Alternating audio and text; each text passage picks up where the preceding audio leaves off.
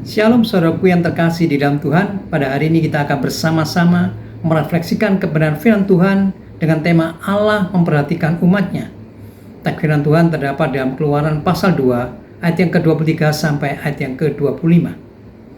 Saudaraku yang terkasih di dalam Tuhan, Keluaran pasal 2 ayat yang ke-23 sampai 25 ini tentang respon Allah terhadap seruan penderitaan umatnya dan untuk menyingkapkan karakter Allah bahwa Allah pribadi yang menepati perjanjiannya. Ayat 23 mengatakan bahwa Raja Mesir atau Fir'aun yang tidak percaya pada Tuhan telah mati. Kematian Fir'aun menjadi berita besar dan dianggap sebagai kabar baik, karena seringkali di dunia kuno ketika raja meninggal maka raja baru naik tahta. Kemudian kebebasan tertentu diberikan kepada para budak. Namun kisah ini berbeda. Dijelaskan bahwa kematian Raja Mesir dan suksesi Raja Mesir yang baru tidak memiliki konsekuensi rohani apapun bagi umat Allah.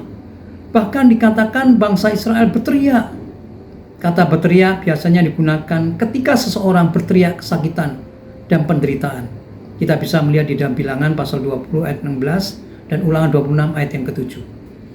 Allah mendengar teriakan mereka dan mengingat perjanjiannya. Allah sepenuhnya menyadari bagaimana umatnya mengalami persoalan dan Allah bersiap untuk bertindak. Bahwa Allah memperhatikan umatnya. Memperhatikan ini merupakan kabar baik sekaligus kabar buruk. Allah memperhatikan umatnya merupakan kabar buruk.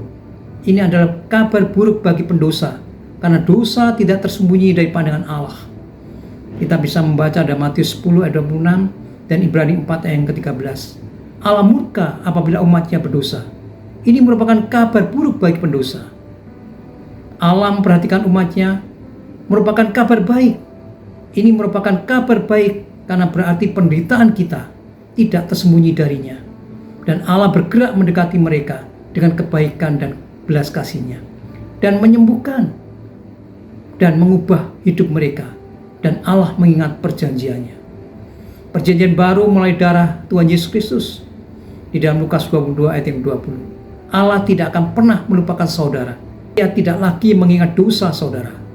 Dalam Yeremia 31 ayat 34. Mengakui kemiskinan rohani saudara di luar Tuhan Yesus, itu berarti menyadari ketidaklayakan saudara di hadapan Allah. Itu berarti mengakui bahwa saudara adalah orang berdosa dan tidak layak menerima apapun kecuali penghukuman Allah. Kerajaan surga diberikan kepada mereka yang menyadari betapa miskinnya mereka secara rohani dan kita membutuhkan Tuhan Yesus. Sebagai penutup refleksi kita pada hari ini, apapun penderitaan saudara, rasa sakit, tangisan saudara, ketahuilah hal ini. Allahmu mendengar setiap kata yang saudara serukan. Bahkan pikiran saudara yang tak terucapkan, Allah memperhatikanmu. Saudara tidak akan kehilangan Allah karena saudara adalah miliknya Tuhan Yesus. Dia akan menjaga saudara karena Dia adalah penjaga perjanjiannya. Amin. Tuhan Yesus memberkati saudara.